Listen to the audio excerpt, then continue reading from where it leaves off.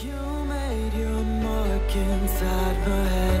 I won't forget the things you said.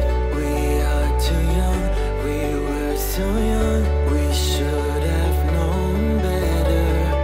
Nothing will ever change our minds. Cover your eyes and shut the lights. Just take my hands, let's take a chance. Ignite the sparks forever. We are taking control of our lives. Tonight we're flying high. We'll be running through all the stoplights. All will be fine in time. No one can stop us. Memories will guide us. Hello Aquarius. This is Inspire 2016 with your weekly tarot reading for the week commencing the 11th of September until the 17th of September 2017. The first card for you is representing, how do you feel about yourself? Your card is the Seven of Wands. You have to maintain your position at the top while others compete and fight to achieve the same success and status that you have already achieved. Thus, competition is rife and you must continually prove yourself with the Seven of Wands. If your vision and creative effort is fulfilled to the point where there is public acclaim or acceptance of your success, then you must expect competition and challenge, as other people will no doubt also desire the same things as you. There is a challenge to the continued success of a venture or creative project from an external source. While it appears to block your path forward, you can overcome this challenge or obstacle by drawing upon your strong self-confidence, self-belief and continual self-improvement. It can also be overcome with effort and clarity of purpose. The Seven of Wands is about holding your ground, despite ongoing challenges to your position and authority. You need to take a stand and defend your position at all costs. This will take courage and persistence, but you have the strength and determination to do it. You see yourself as a battler, and no matter what the challenge, you still have it in you to stand up for yourself and fight to the end. So, although you are experiencing a number of setbacks at the moment, you need to continue fighting for what you believe in and confronting others who may oppose or threaten you. There needs to be acceptance with this card that you are not always going to be able to win everyone over. There will always be challenges and opposition to your point of view, and you cannot keep everyone happy all of the time. Thus, now is the time to draw your line in the sand, and say, this is who I am and this is what I need right now.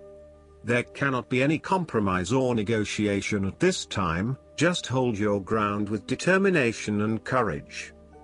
From quite a literal perspective, this card can indicate that you will be required to give a speech or write a paper on a contentious or highly debated issue. You will need to be ready to defend your argument and present hard facts that support your point of view. Expect to be challenged, but enjoy this challenge as it will help you to create an even more robust argument. The second card for you is representing, what do you want most right now? Your card is the Six of Pentacles. What do you want most right now is financial assistance from others, or you may want to give some help to others around you. If you are the wealthy man, then you have accumulated great wealth and are now in a position where you can offer financial assistance to those in need. Now that you have lived through the darkness long enough to see the inner light, it is time to help others who are not so fortunate. Consider giving to charity or reaching out a helping hand to someone who needs your support. The generosity of the Six does not limit itself to money and material things. Giving of your time or your wisdom is often just as spiritually fulfilling as giving away money or gifts, and the intangible gift of your presence is received just as well, if not better. You may also be inclined to make a loan to someone, on the premise that they will eventually pay you back once they are back on their feet. This is alone built on trust and good faith, knowing that if you give something away, it will come back to you. Remember, though, that this is more about a short-term fix and not a sustainable solution towards self-sufficiency. So, think about how you can financially support your family or friends in a way that encourages them to stand on their own 2 feet eventually. If you are the beggars in the Six of Pentacles, then you may be the recipient of someone else's charitable activities. This will help you to get back on your feet and to eventually repay the charitable organization or individual, either with your time or your restored wealth. You will also need to identify ways in which you can become more self-sufficient in the long run. The risk of accepting charity is that you become dependent on it and cannot look after yourself. Be mindful that you are not becoming submissive or noticeably desperate as a result of the charity that someone else is providing you. The third card for you is representing your fears. Your card is the Four of Cups. You are afraid that an offer will not come your way. However, you must work hard to go out and get it. It is sitting right under your nose, so make sure you snap it up before you miss out. You may also be too focused on your own issues that you completely miss this opportunity or are unaware that it even exists. Keep your eyes and heart open to new possibilities, and release some of the focus on yourself to allow new opportunities to appear. The Four of Cups also reflects a time when you may be reluctant to open your heart to someone or to express your true feelings, instead withdrawing and isolating yourself from the other person. Be mindful of how this may be impacting those who are close to you and be considerate of their needs as well as your own. On a more positive note, if you have been going through a period of stagnation, boredom or apathy, you will begin to feel restless with this state of being, and will want to break free from this rut. Put aside any negative thoughts or sulky behavior. Embrace the opportunities that are already being offered to you. Reconnect with others and let them know how much you appreciate them. The fourth card for you is representing what is going for you.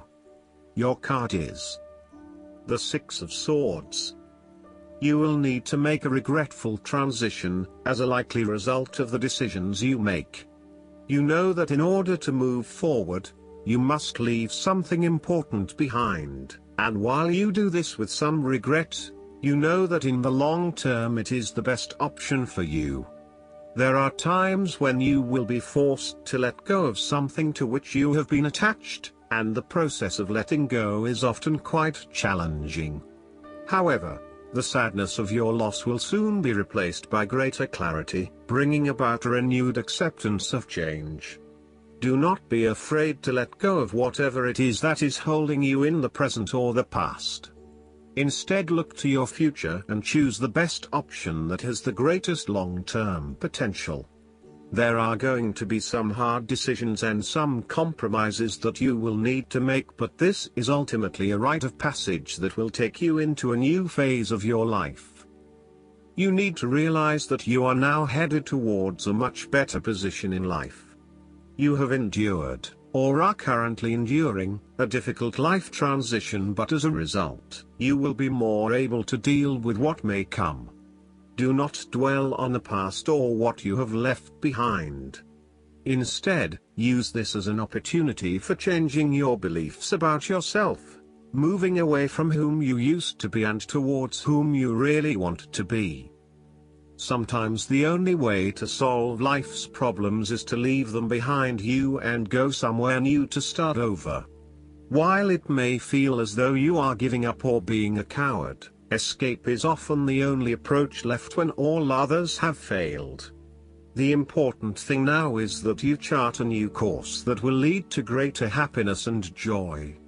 The Six of Swords also shows the need to draw upon a state of mental clarity, logic and objectivity in order to examine where you have been and where you are going. This mental clarity will also serve to smooth the way ahead, and make the passage from negative to positive as peaceful as possible. You can use your intuition to guide you through easy situations and call upon your impartial and analytical nature when it is needed for a more complex decision. More literally, the Six of Swords can indicate a trip across water. There may be some sadness in terms of who you will need to leave behind you, but you know that this trip will do you a world of good. An example might be someone who is about to travel on their own, leaving behind a partner who they will sorely miss. You may also be required to make a longer-term move from one location to another, where you will leave behind friends and family in order to explore or experience a new territory. Again, while you will miss those you leave behind, you will also find that you have an amazing time on your travels and will learn so much about yourself. The fifth card for you is representing what is going against you. Your card is the King of Wands. You are afraid of a male significant figure in your life who is from fire signs, who can be dominating, pushy, and overbearing at times. This is rarely done with malice or an intention to make someone else submissive. It is just a strong tendency that sometimes takes control. He does not even realize when he crosses the line between being assertive and aggressive. At worst, the King of Wands typifies the most selfish, ruthless qualities of fire. He can denote a manipulative business contact who will use you as long as it serves his purpose. He may be a rival, competitor, or unscrupulous opponent. In love, he represents a delightful flirtation that could wreak emotional havoc. He is only suitable for limited liaisons, holiday romances, or brief, passionate encounters. His flames are bright and warm but soon die down. As an aspect of yourself, the King of Wands can suggest that you have set your expectations of yourself too high and may struggle to achieve those expectations. As such, you may end up feeling like a failure because you have not been able to achieve what you want in both areas of your life. Set more realistic goals for yourself and know that you cannot do everything nor please everyone. There may also be times when you become frustrated with the lack of progress in your endeavors, particularly if this is being influenced by your dependence on others. You may find that there are some people who are holding you back and preventing you from fully realizing your dreams and goals. If this is the case, it is best to cut them loose, as no amount of energy will change their perspective. You may also need to be a bit more lenient on others and accept that not everyone has as much energy and drive as you to achieve results. Accept what they have to offer and do not expect anything more. The last card for you is representing the likely outcome that you may have. Your card is the Five of Pentacles. If you have suffered a loss, know that there are people around you who are willing to help. There is always a solution and always a way out, so either open your eyes and go to it, or close your eyes and let the inner light guide you. Often, what has caused these financial problems is a matter of your own emotions. Greed will lead to loss, anxiety will lead to error, possessiveness will lead to solitude. By focusing on the material, you lose sight of your spiritual development. You may be rich for a while, but all will be lost if you learn nothing.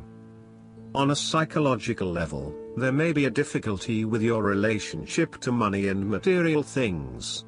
If money becomes the primary motivating force in life and the gauge by which you judge your worth, the lack of it may produce anxiety and a sense of being excluded from the good things money can provide.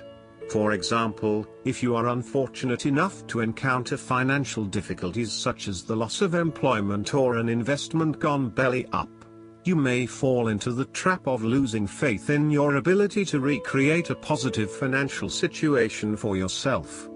Therefore, you should not only consider your actual financial circumstances but also your attitudes toward money. What fears do you have around money and wealth? Are you anxious about never having enough?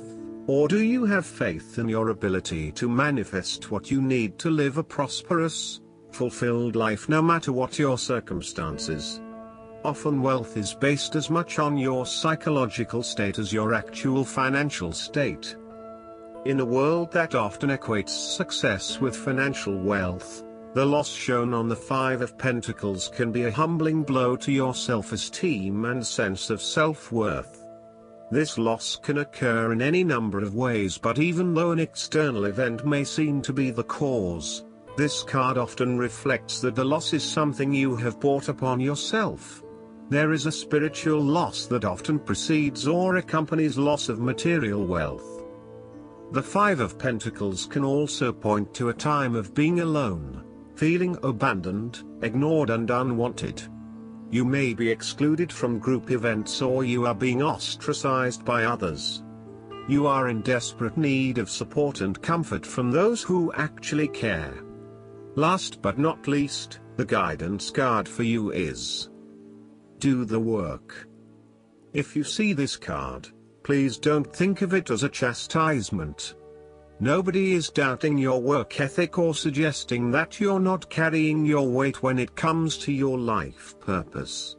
Instead, this card reminds you to avoid the manifestation trap of doing visualizations, saying affirmations, offering up prayers, and so on, while ignoring inner guidance that advises you to take action.